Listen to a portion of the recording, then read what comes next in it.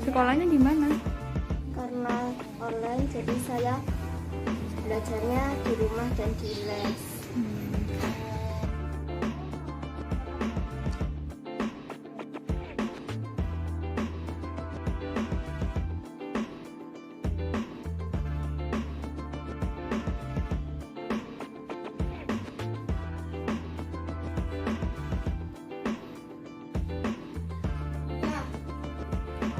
Kalau di les kata ibu harus pakai masker, cuci tangan, dan jaga jarak.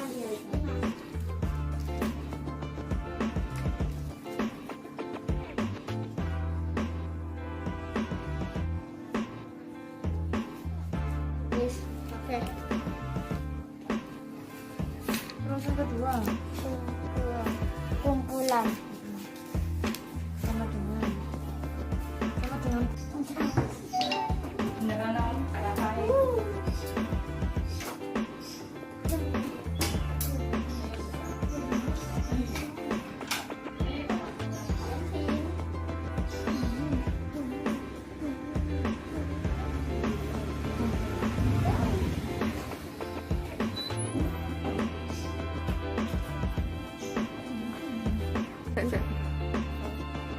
Kalau di les ibu bilang harus jaga jarak, cuci tangan, dan pakai masker Biar biar tidak terkena virus corona. ayo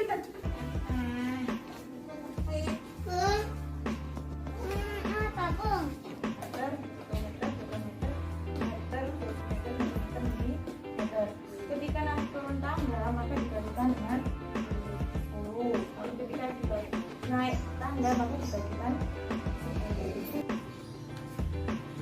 Ya, karena kan sekarang pembelajarannya online, kebanyakan orang tua juga kesulitan dan kesulitan untuk mengajarkan anak-anak di rumah, makanya dileskan di sini. Nah, saya di sini juga untuk anak-anak di ruang les, saya suruh pakai masker, kemudian mencuci tangan atau menggunakan hand sanitizer, dan kemudian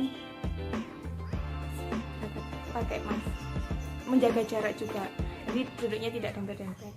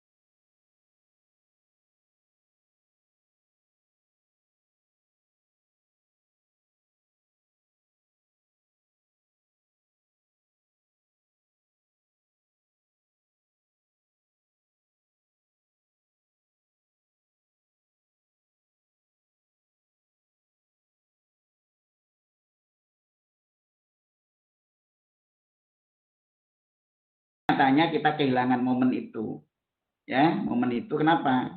Karena di saat-saat awal yang seharusnya kita mampu mengendalikan pandemi dengan cepat karena mumpung masih kecil. Jadi kalau kebakaran itu apinya masih kecil, itu lebih mudah ya asal kita fokus. Masalahnya kita tidak fokus, ya.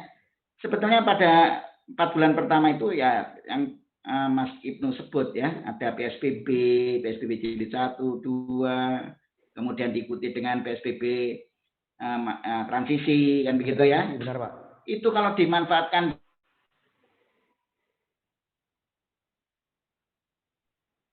Halo, bisa mendengar ya? Bisa Pak, tapi agak terputus, sempat agak terputus kayaknya Pak Halo. Windu ini. Ya jelas Pak, sudah mulai jelas sepertinya sinyalnya. Oke ya. Oke. Oke, sudah jelas ya. Monggo dilanjut nggih. Ya. Jadi artinya PSBB yang sebetulnya sempat kita manfaatkan itu ternyata tidak betul-betul kita manfaatkan secara optimum ya. Saya pernah bilang malah pada saat itu PSBB itu ternyata saya bilang abal-abal itu ya. Abal-abal Pak ya. Abal-abal, abang-abang lambe. Abang-abang lambe. Kenapa? Karena saat itu kalau ada pelanggaran ya terhadap protokol kesehatan itu tidak ada sanksi yang tegas saat itu ya. Padahal waktu itu sebetulnya saya sudah meminta ada di Perwali maupun di Perbub ya, maupun di Pergub itu ada sanksi yang lebih tegas, bukan sekedar hanya disuruh nyanyi, kalau ya nyanyi, nyapu, ya push up, benar. Ya yang tidak menjerahkan kan. Jadi saat itu betul-betul kita ini ya hampir seperti bermain-main lah gitu ya. Jadi artinya pelanggaran tidak diberi sanksi dengan tegas ya, karena malah ada pejabat yang mengatakan kita memang tidak akan memberi sanksi dulu ya. Padahal itu kesempatan pertama agar orang tahu bahwa ini betul-betul serius gitu ya, tetapi tidak dimanfaatkan ya, sehingga apa yang terjadi justru ketika PSBB berakhir, memang pada saat PSBB ada sebenarnya tidak menurun kasus itu, tetapi agak ngerem gitu.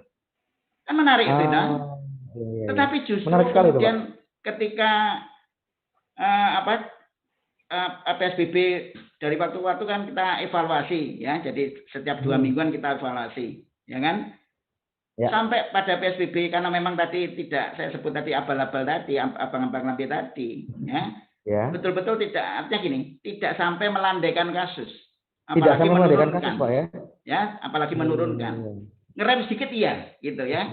Nah, tapi kemudian setelah PSBB yang ketiga ya, yang transisi tadi, tidak mau dilanjutkan.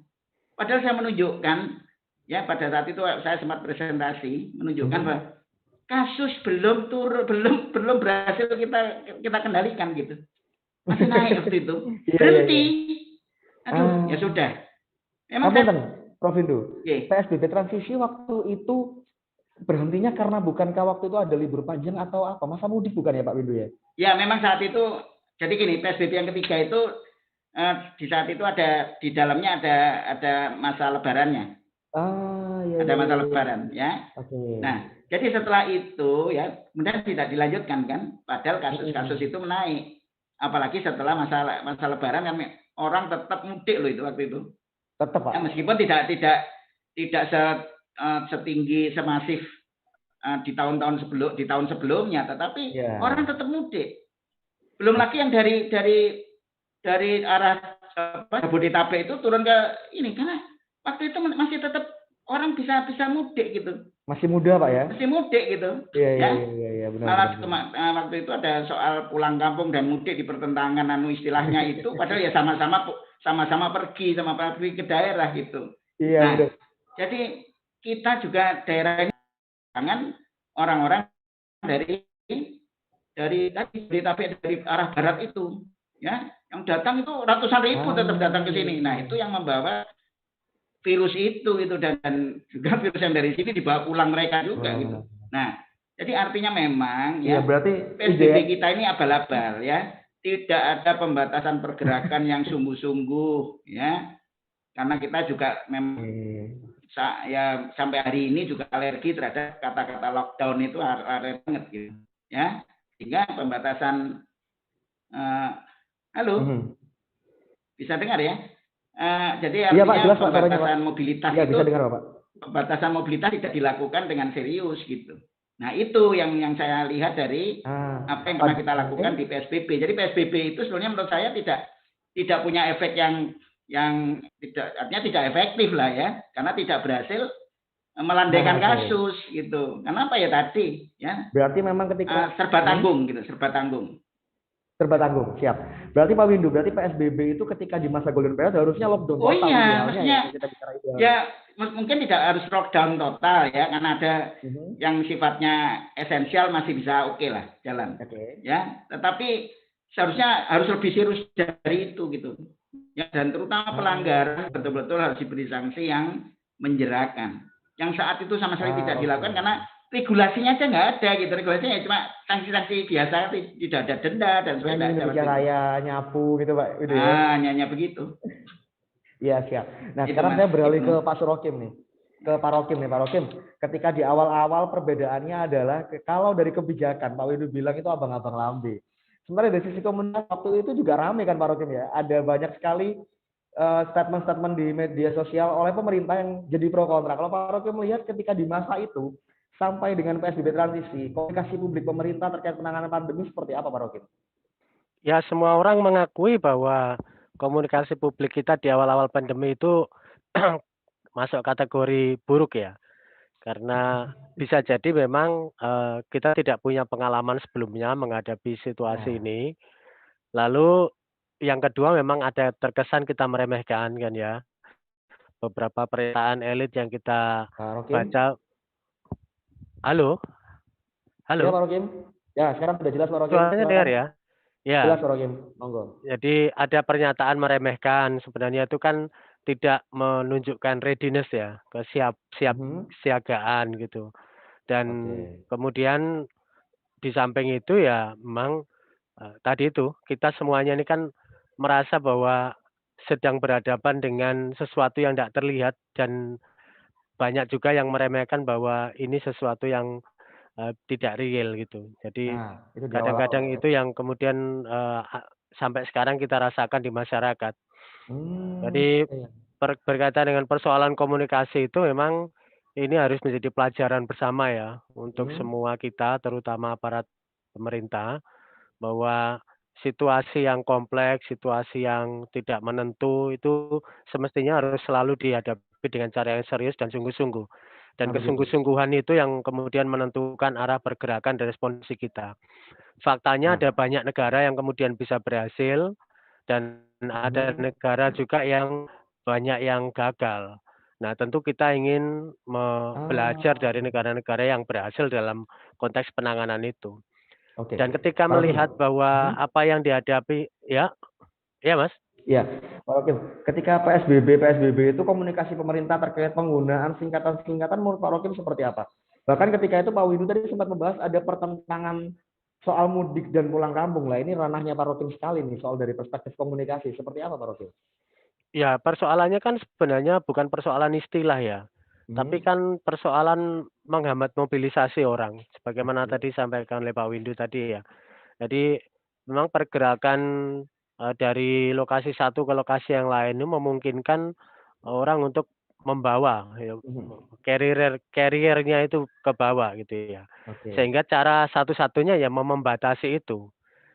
Dan kita punya, tapi di fakta yang lain kita punya tradisi mudik, kita punya tradisi di beberapa kesempatan ada pulang kampung. Nah itu kemudian menurut saya tidak awal-awal kita sosialisasikan ya kepada publik ya terkait dengan urgensi mudik, bagaimana kewaspadaan kalau kita mudik.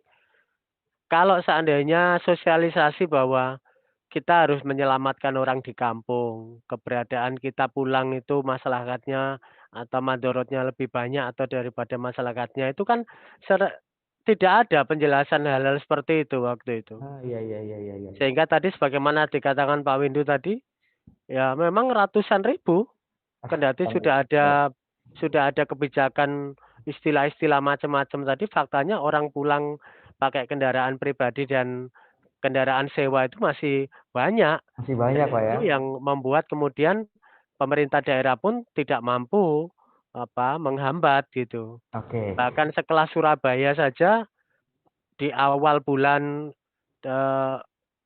setelah setelah Maret itu apa itu? Setelah Maret, April, Pak. April ya, setelah Lebaran itu 300.000 orang masuk ke Surabaya dari Jabodetabek dan tidak terdeteksi satupun. Iya, dan Pada itu waktu itu benar. sebelumnya sudah ada warning kan, Iya. apa enggak sebaiknya dikasih kartu gelang atau apa sebagaimana yang ada di Korea ataupun di Taiwan sehingga kemudian mobilisasi massa itu kemudian bisa terdeteksi Oke. hanya lebih mudah, tapi semua orang meremehkan itu. Oke. Jadi ya begitulah akhirnya kemudian Indonesia ini lagi-lagi memang tidak hanya persoalan regulasi yang tidak ada, tapi disiplin warga juga ya lengkap lah semuanya kayaknya berkontribusi untuk itu. Nah, sekarang saya bicara soal protokol kesehatan. Saya masih dengan Pak Rokim. Terkait protokol kesehatan Pak Rokim. Bagaimana Pak Rokim melihat pola komunikasi yang dilakukan pemerintah supaya masyarakat nurut sampai dengan masa PSBB transisi ini? Ini kan genting-gentingnya itu Pak. Komunikasi pemerintah untuk mengajak masyarakat, ayo dong, kamu itu masker, menjaga jarak, dan rajin cuci tangan. Pak Rokim melihat seperti apa? Rumus paling mendasar itu kan sebenarnya yang ditumbuhkan itu bukan orang takut terhadap sanksi ya, tapi kan orang disadarkan. Jadi pada intinya kan menumbuhkan kesadaran itu, bukan orang diancam diberi sanksi. Kalau itu kan pendekatan yang sifatnya koersif. Tapi yang pendekatan yang sifatnya persuasif ini dalam rangka untuk mendidik dan mengeliterate masyarakat supaya kemudian masyarakat itu punya kesadaran dengan sendirinya. Ketika kemudian punya kesadaran dengan sendirinya, dia paham tentang apa yang harus dilakukan. Dia paham apa yang kemudian harus dia kerjakan untuk membantu pemerintah. Nah, posisi seperti itu yang dibutuhkan. Nah, anehnya setahun setelah itu aja kita masih tahu bahwa masih ada 20 sekian persen orang yang menganggap COVID itu bukan sesuatu yang nyata ya itu ya kan mengagetkan juga gitu loh. Makanya kan memang di Indonesia ini beragam ya kalau dilihat dari tipikal masyarakatnya ya. Ada masyarakat yang berpendidikan cukup, ada yang berpendidikan rendah. Jadi memang variatif sekali dan itu yang membuat kenapa kemudian penanganan pandemi COVID di Indonesia ini jauh lebih kompleks tantangannya karena keberagaman masyarakat itu gitu. Nah, lalu Pak Windu melihat bagaimana terkait kepatuhan masyarakat di era PSBB sampai dengan PSBB transisi Pak Windu? Cuma saya tentang ini dulu apa yang sampaikan Pak Surohim tadi. Jadi gini, memang di dalam mengubah perilaku itu memang tentu yang terbaik adalah melalui edukasi ya. Tetapi di dalam masa yang sifatnya kritis dan akut, kita tidak bisa menunggu perubahan perilaku. Karena perubahan perilaku yang atas kesadaran itu tidak gampang ya.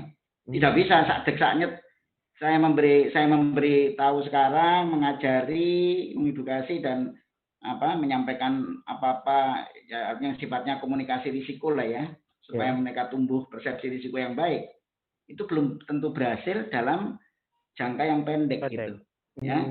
Kecuali kalau ini adalah sebuah peristiwa yang tidak akut, kita hanya mengandalkan pada edukasi bisa, karena kita kan ingin ya bahwa sesuatu yang sifatnya perubahan perilaku itu sifatnya sustain, dan sustain itu akan muncul kalau dia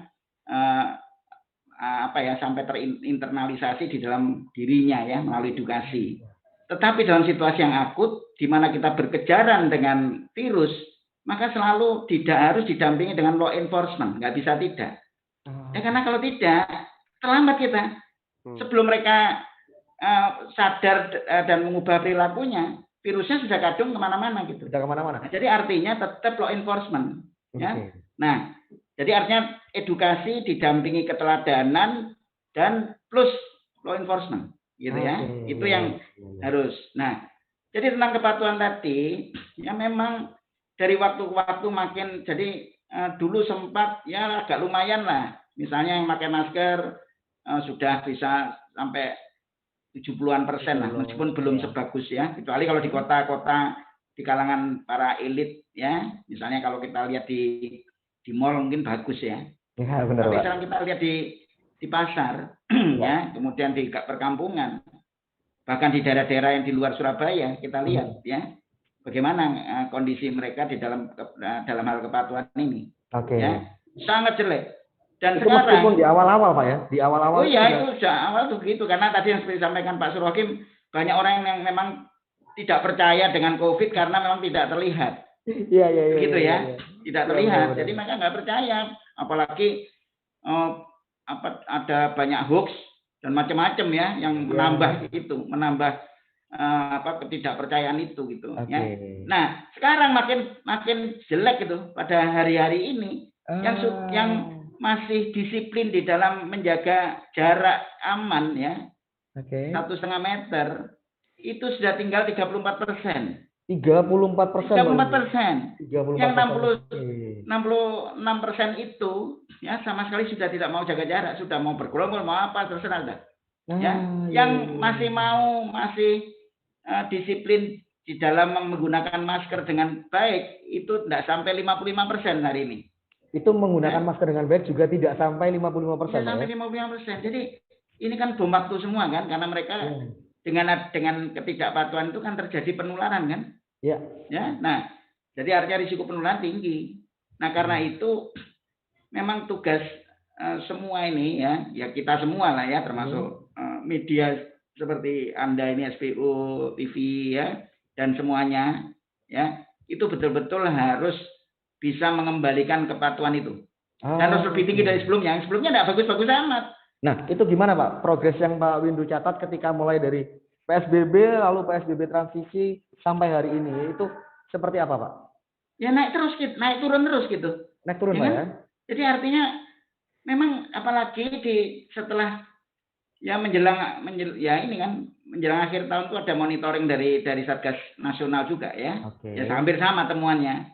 Ya waktu itu yang mau jaga jarak tinggal 45% sampai akhir tahun ya. Akhir tahun kan? Kemudian yang pakai masker ya tinggal 55%. Mirip dengan survei terakhir itu. Yang survei terakhir lebih parah gitu ya.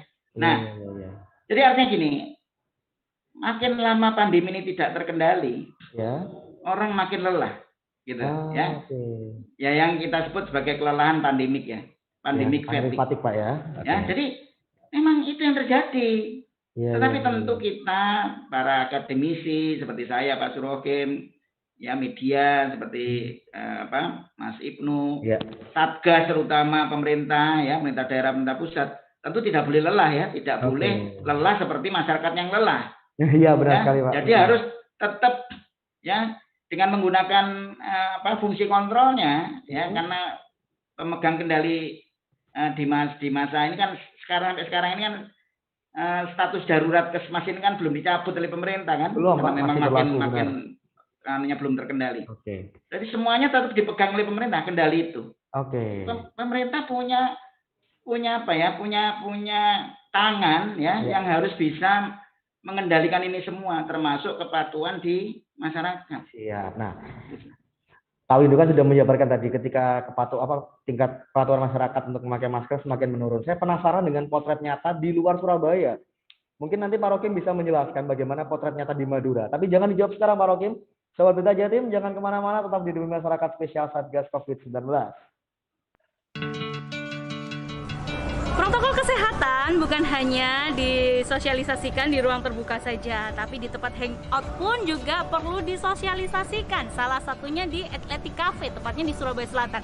Saya akan ajak Anda Sobat Berita Jatim untuk mengetahui seperti apa sih SOP protokol kesehatan di cafe ini. Yuk ikuti saya.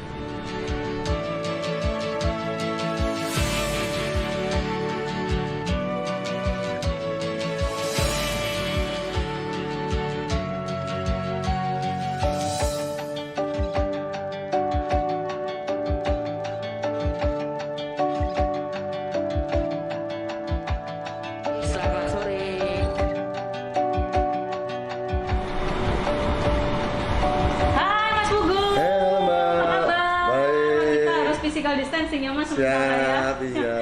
Gimana Mas kabarnya? Alhamdulillah baik. Oke. Gimana Mbak? Kita ngobrol-ngobrol nih ya Mas ya. Ya. Ini kan kemarin Surabaya cukup lama nih PSBB dan di Atletik juga sempat tutup lama. Betul. Buka lagi nih kapan nih Mas setelah PSBB itu Mas? Kita baru aja buka di awal September.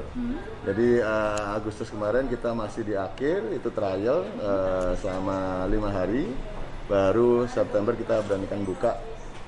Ini jadi baru berjalan 1 bulan nih. Oke. Ya, dengan konsepnya kita tentunya udah berubah, konsepnya restoran yang kita angkat. Oke, berarti lebih Gitu. siang ya bukanya ya? Betul, kita dibanding dulu ya? Kalau dulu kita buka dari jam 4, nah sekarang kita buka dari jam 12 siang.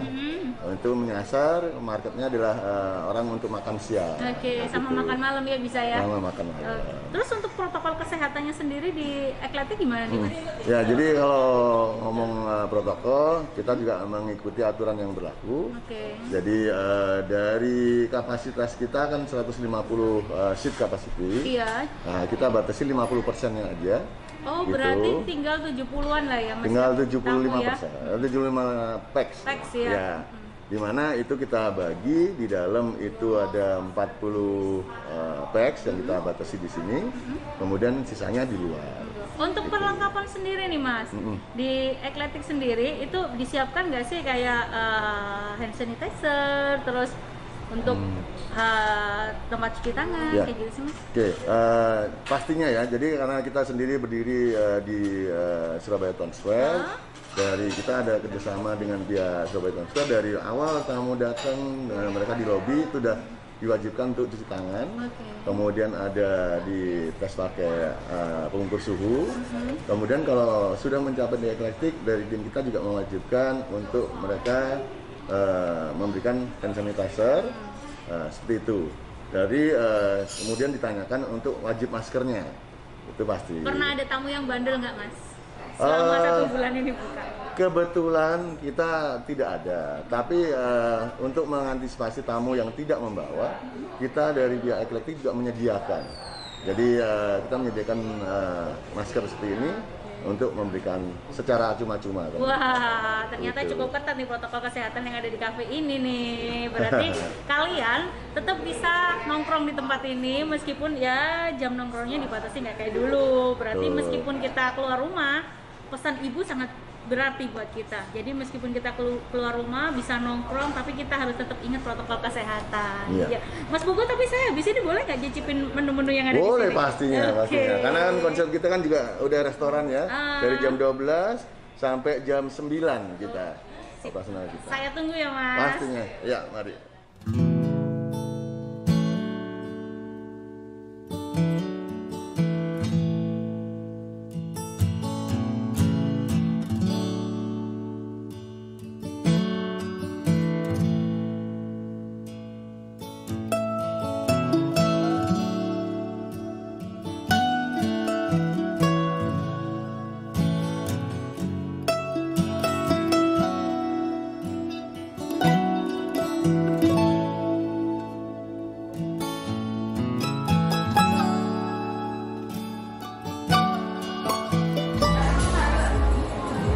Jangan lupa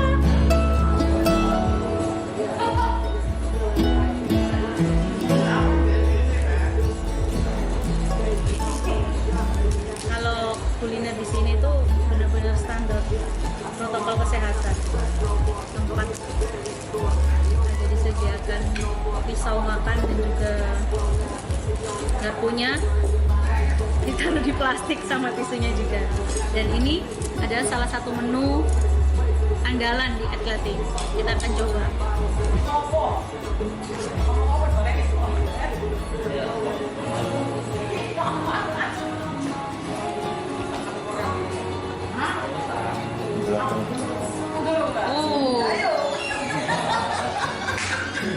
Jadi ini caranya itu di belah tengah.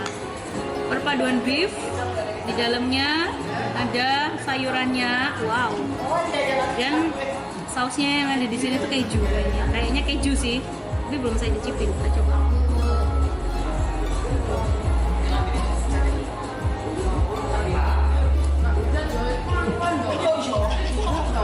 Enak ternyata. Perpaduan daging, brokoli, sama wortel. Terus kejunya tuh gurih, crunchy rasanya.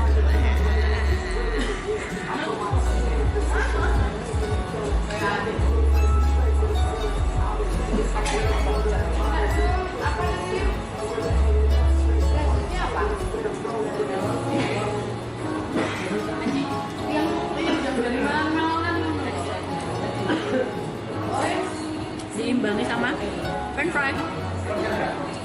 Jadi tak jamin kalau kalian makan di sini dan makan menu ini pasti bakal kekenyangan. Dan ini salah satu menu yang bestseller di Outlet.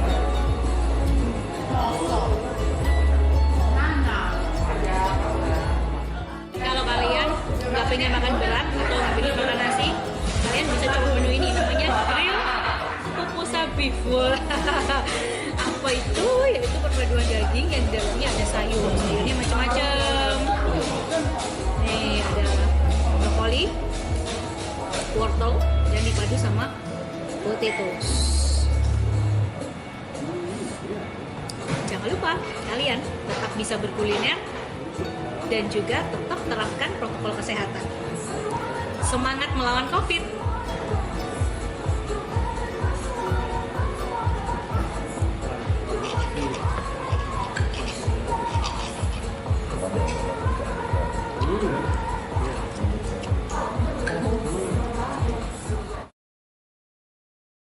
Lagi di Demi Masyarakat Spesial Satgas COVID-19. Tetap jangan lupa pesan ibu, ada 3M. Pakai masker, menjaga jarak, dan cuci tangan pakai sabun. Kita lanjut. Tadi kan terakhir Pak Windu memaparkan bahwa kepatuhan masyarakat terkait protokol kesehatan itu semakin menurun. Nah, saya penasaran potret di luar di Surabaya, di luar kota besar, itu seperti apa? Mungkin Pak Rokim bisa menceritakan Madura seperti apa ini, Pak? Atau mungkin juga sama Lamongan, karena Pak Rokim ini selain bekerja di Madura juga tinggal di Lamongan. Jadi bisa ada 2 kasus yang kita dapat hari ini. Seperti apa? Ya, setahun tentu bukan waktu yang singkat ya. Ini sebenarnya waktu yang juga cukup lama. Kalau kemudian ada faktor kebosanan tadi, ya bisa jadi bisa kita saksikan hari-hari ini. Di pedesaan itu kita bisa lihat ya, orang yang mau pakai masker aja sangat-sangat minimalis ya, maksudnya jumlahnya sudah sangat berkurang drastis. Sementara tiap hari mereka sebenarnya juga sudah tahu bahwa banyak juga korban-korban COVID yang hadir di depan mereka itu, tapi tidak cukup juga memberi peringatan ya kepada mereka. Jadi kalau dulu bulan Maret tahun lalu di masjid itu kita masih lihat banyak orang ya pakai masker itu. Kalau hari-hari ini Jumatan di masjid, aduh enggak ada lah 10%-nya orang pakai masker. Sudah lupa Pak Rokim ya. Jadi apalagi kalau di pasar, waduh ngeri juga. Jadi memang di pedesaan memang lebih parah daripada di perkotaan. Oke. Jadi di situasi ini juga memang kita tidak bisa terlalu berharap sebenarnya terhadap yang kemudian proteksi 3M tadi itu dilaksanakan sungguh-sungguh oleh masyarakat, terutama di wilayah rural area ya, di wilayah pedesaan. Memang bahwa mereka saling mengenal ya, tetapi kita kan juga tidak tahu bahwa sering terjadi keluarga yang kemudian dari Jabodetabek pulang. Sering kan kejadian di beberapa pedesaan itu ya, justru korban-korban yang kemudian meninggal karena COVID itu kan para lansia ya. Dan itu karena yang muda-muda itu sebenarnya tidak sadar bahwa mereka carrier, dan kemudian ketika pulang itu istilahnya secara tidak langsung OTG tadi itu, terus kemudian kena keluarganya, dan ketika keluarganya meninggal dinyatakan akibat COVID itu. Oke. Lalu Pak Rokim sendiri melihat pola komunikasi pemerintah supaya masyarakat tetap mau protokol kesehatan ini seperti apa Pak Rokim melihatnya? Menurut saya emang harus ada kesungguhan ya, terutama menurut saya itu kalau di level pedesaan itu kan orang patuh pada patronnya ya. Tokoh-tokoh yang mempunyai pengaruh secara langsung ya itu mestinya harus bisa memberi contoh menurut saya. Mereka sudah terlibat Jadi, belum kalau Pak Rokim melihat sekarang? ya harapannya seperti perangkat desa, seperti tokoh agama, tokoh masyarakat itu. Nah, saya amati banyak juga itu yang sudah tidak pakai itu. Tokoh Jadi masyarakatnya juga sudah lupa Pak Rokim ya? betul. Nah, Iya, iya, itu iya, juga iya, yang iya. kemudian kadang-kadang kita ingatkan ya. Iya. Tokoh-tokoh masyarakatnya saja sudah tidak memakai masker apalagi masyarakat biasa. Dan Oke. tentu yang kedua tadi barangkali ya memang harus ada pendisiplinan ya. Pendisiplinan. Kemarin beberapa waktu lalu ketika ada semacam dari Kominfo itu datang ke desa-desa untuk menyampaikan secara langsung terkait dengan penggunaan masker ini. Waktu itu kan ya efeknya ya lumayan ya. Ya. Istilahnya tingkat ketertularannya juga tidak zonanya ya, zona Iya. warnanya juga bisa turun gitu. Iya, iya, iya. Saya kira memang ada masa-masa tertentu di pedesaan itu di mana juga perlu diwaspadai karena persoalan mobilisasi dari perkotaan tadi itu. Perpindahan Jadi ya Pak ya? ada Pergerakan waktu-waktu massa ya? tertentu ya, khususnya waktu liburan panjang dan juga waktu masa-masa tertentu di mana pulang kampung. Nah itu memang yang sering terjadi di pedesaan itu ya OTG lalu kemudian yang kena para lansia ya, orang Iya. tua gitu. Di Oke, rata-rata yang menjadi korban di pedesaan itu rata-rata lansia. Oke. Ya. Ini menarik ini ketika Pak Rokim membahas zonanya sudah turun. Mungkin Pak Windu punya catatan khusus nih. Ketika sudah mulai klaster libur panjang terjadi akhir tahun, sampai muncul istilah baru PPKM, sampai hari ini PPKM Mikro di mana zona-zona sudah semakin turun katanya. Mungkin Pak Windu punya catatan terkait itu Pak Windu. Ya. Ya, jadi gini. Jadi pada dasarnya ya, kalau kita mau melihat wajah COVID-19, ya, itu kan jangan sampai kita ini tertipu dengan wajah yang ada di yang saya sebut sebagai wajah dari puncak gunung es. Ya, jadi kapal Titanic itu tenggelam itu karena dia hanya melihat gunung es itu puncaknya kelihatan kecil ya. Iya benar Pak. Padahal kan di bawahnya itu sangat besar. Yes. Dia nabrak bagian yang ada di bawah yang tidak tampak di permukaan itu. Yes. Karena tidak tampak, karena kecil. Ya, lengah kita. Yeah. Kenapa kok wajah COVID ini hanya seperti puncak kecil dari gunung es?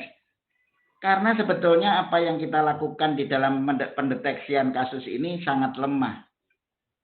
Sangat lemah. Ya, artinya kalau kita melihat bahwa kasus hari ini misalnya Indonesia aja lah, kasus Indonesia, karena saya punya data baik kasus positifnya setiap hari maupun jumlah testing yang dilakukan setiap hari.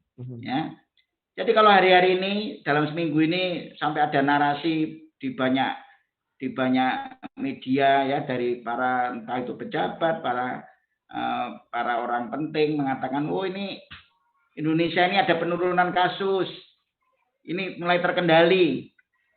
Apa benar penurunan kasus itu menunjukkan penurunan penularan? Memang kasus yang positif yang dilaporkan iya turun memang.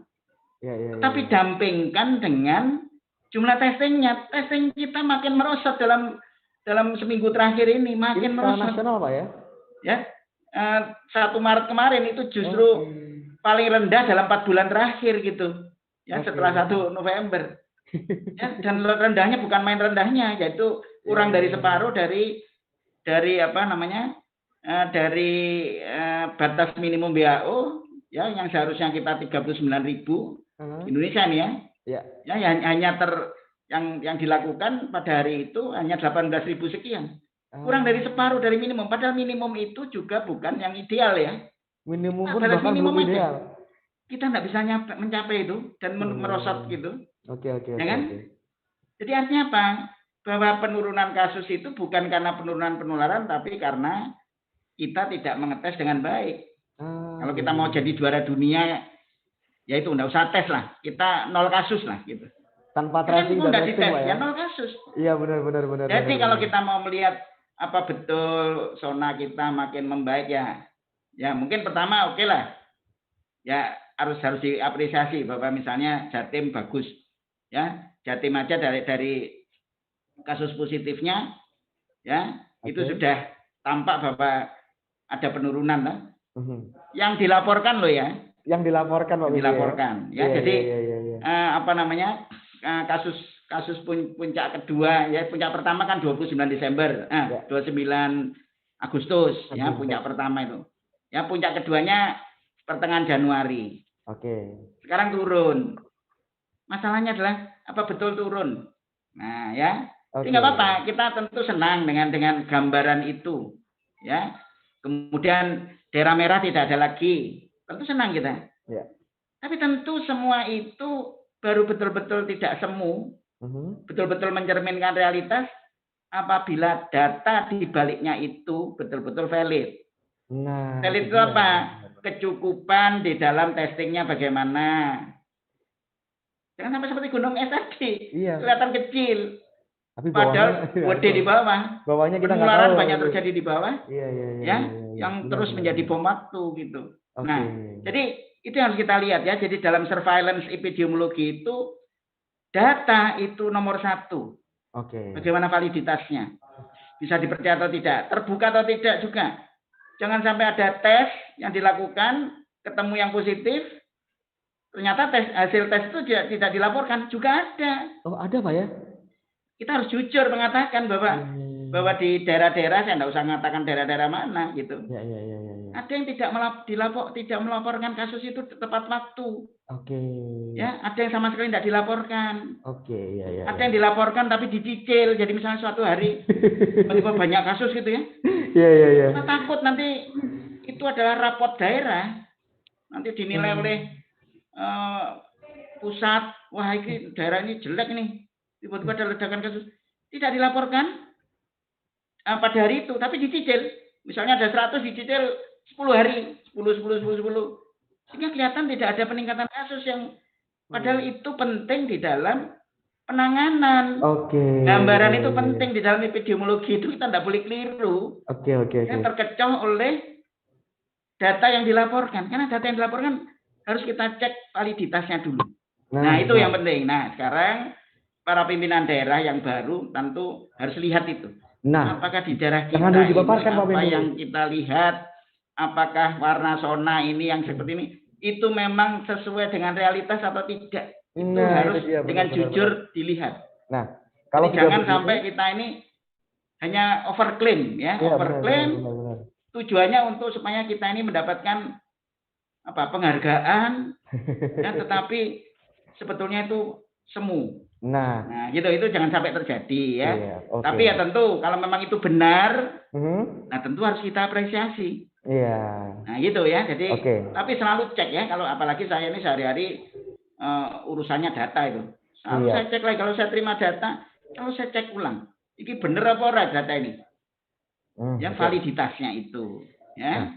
Nah, jadi saya kira itu Mas Ibnu. Dengan paparan Bapak-bapak tadi, saya jadi penasaran.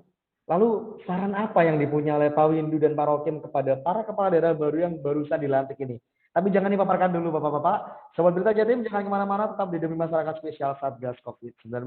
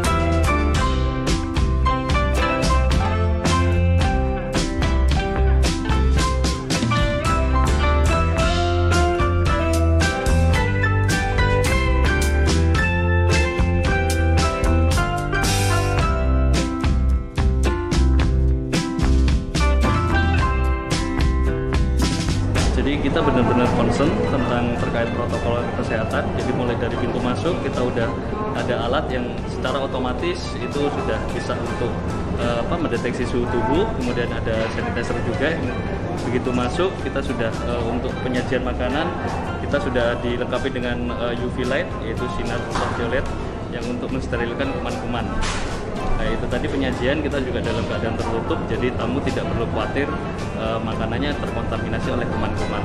Untuk mulai dari pintu masuk pemesanan kita sudah social distancingnya sudah kita kasih tanda, jadi tamu yang mau pesen tidak boleh berhimpitan. Dan di depan pintu masuk juga kita udah kasih tulisan bahwa yang masuk sini wajib bermasker.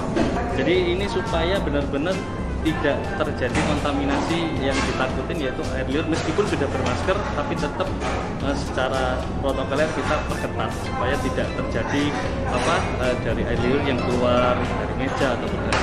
Jadi kecuali kalau pada saat makan nanti itu bisa dilepas sementara, tapi selesai itu ketika ngobrol nanti harus menggunakan masker.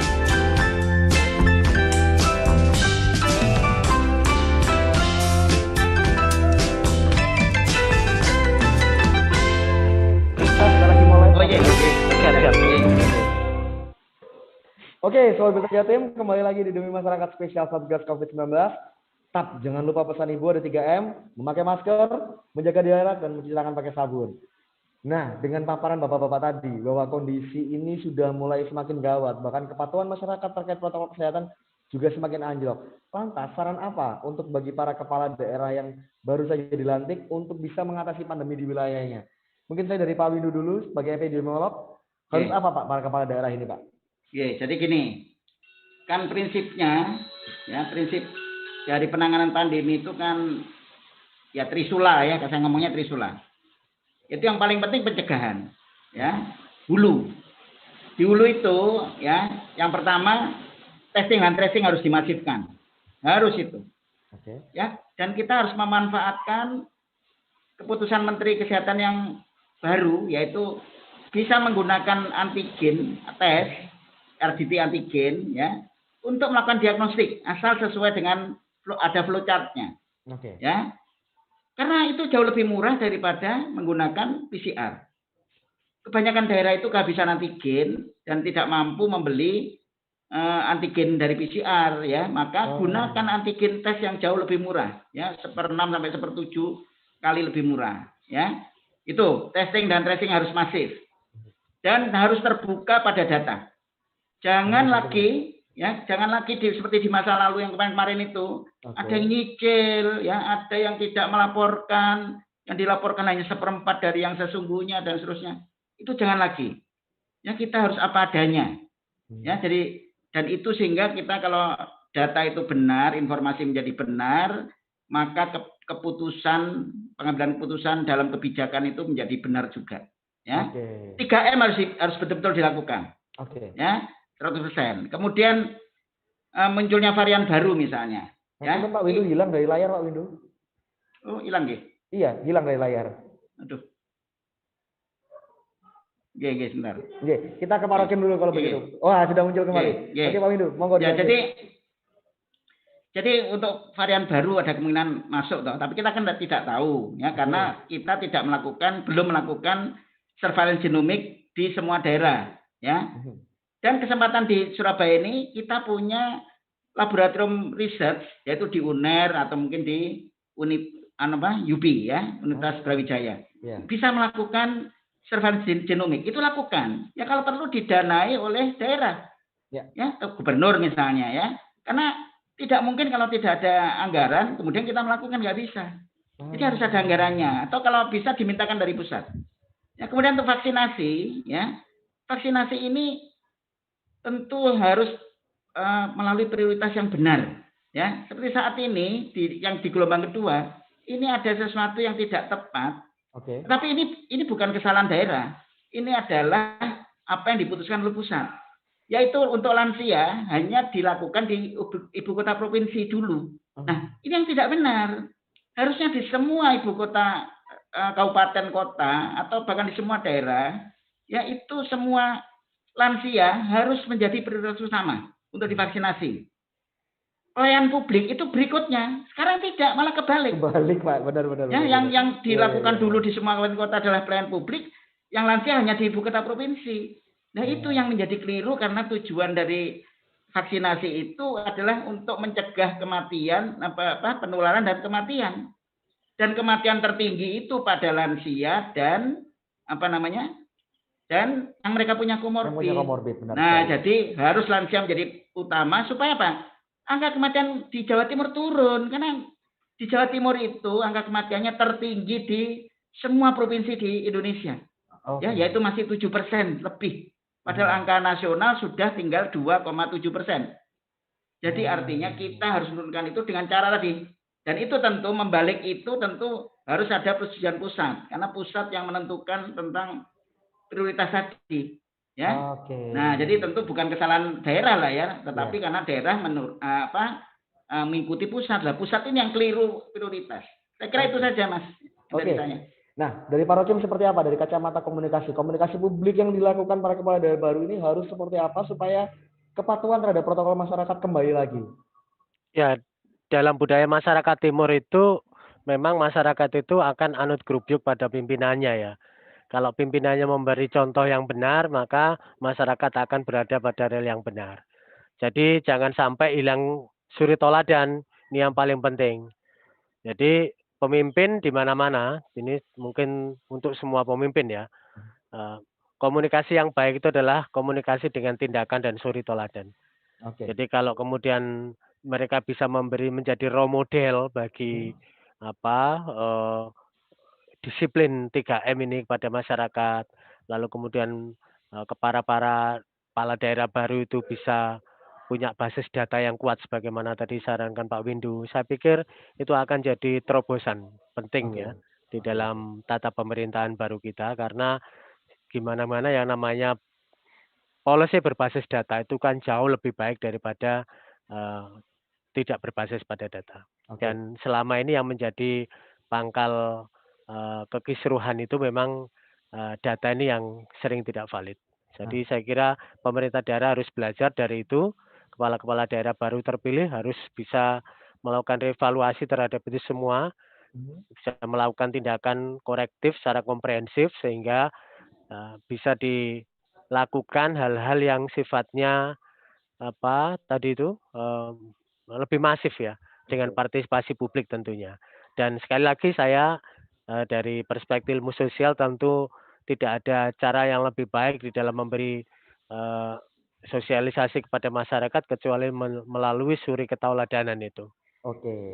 Itu suri ketauladanan itu bisa berdampak pada berbagai level masyarakat, Pak ya. Maksudnya kan kadang mungkin yang pola pendidikannya agak tinggi ngerti, tapi untuk mereka yang lain tidak mengerti. Itu suri ketauladanan bisa menembus tembok-tembok itu, Pak ya? Bisa, karena persoalan komunikasi itu kan sebenarnya adalah persoalan empati.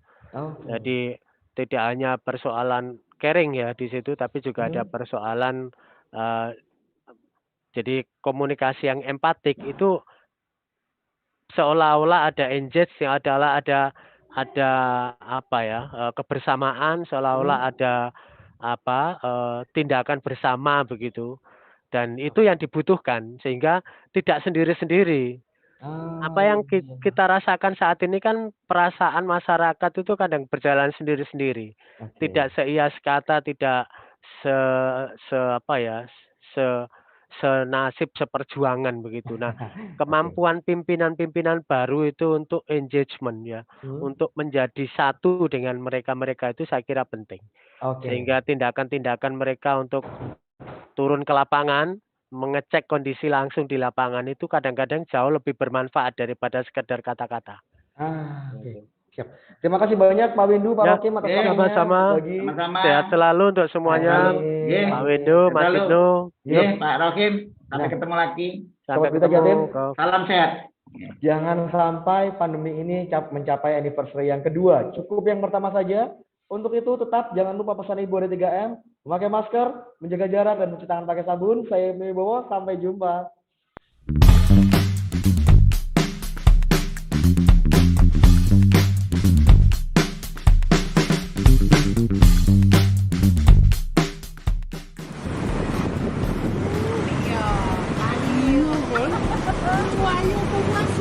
Bukan untuk ditiru seperti yang ada di belakang kita. Padahal sudah ada himbauan dari pemerintah maupun dari kepolisian. Jaga jarak, physical distancing, pakai masker. Dan juga kalau tidak ada perlu, jangan keluar rumah di masa pandemi ini. Tapi mereka malah asik seperti ini. Kita tegur aja mereka.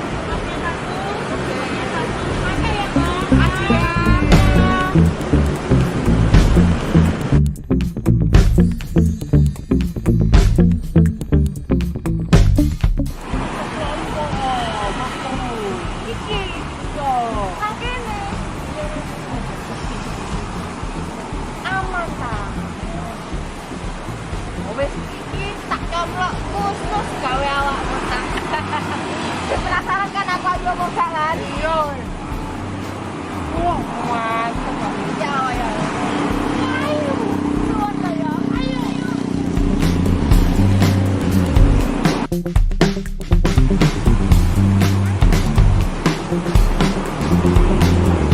Kok bisa itu loh maskernya dilepas? Wes, tegur aja yuk.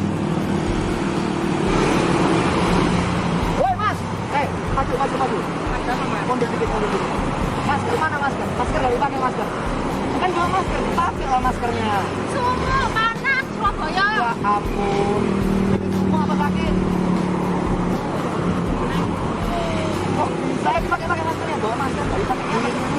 Bang. Lah masker mana? Ayo masker. Apa sih mas? Biar virusnya itu nggak nyebar. Kan belum tentu kalian ini sehat.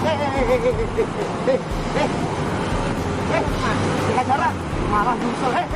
Jaga jarak ini lo minggir. Jaga jarak kan ini bukan yang itu. Jaga jarak nggak boleh. Jadi nggak boleh deket-deketan sih. Ini. Nggak boleh juga. Ya sudah jaga jarak dulu. Ya ampun. Biar virus itu nggak nyebar. Biar semuanya sehat. Suwon ya mas. Ayo belaya.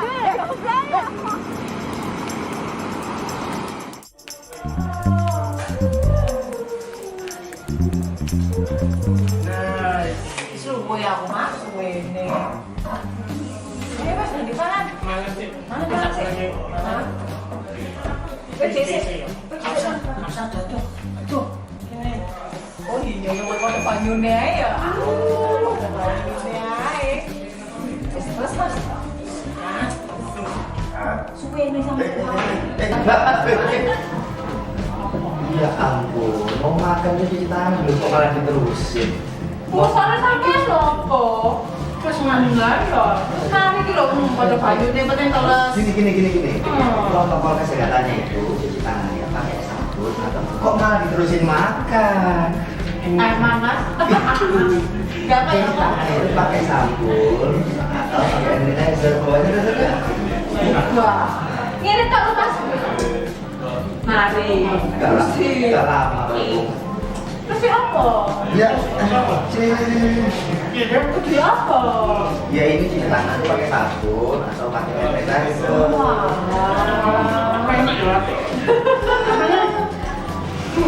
Tolong tangan enggak? Ini yang pakai apa? Hah? Ini toh. Embun.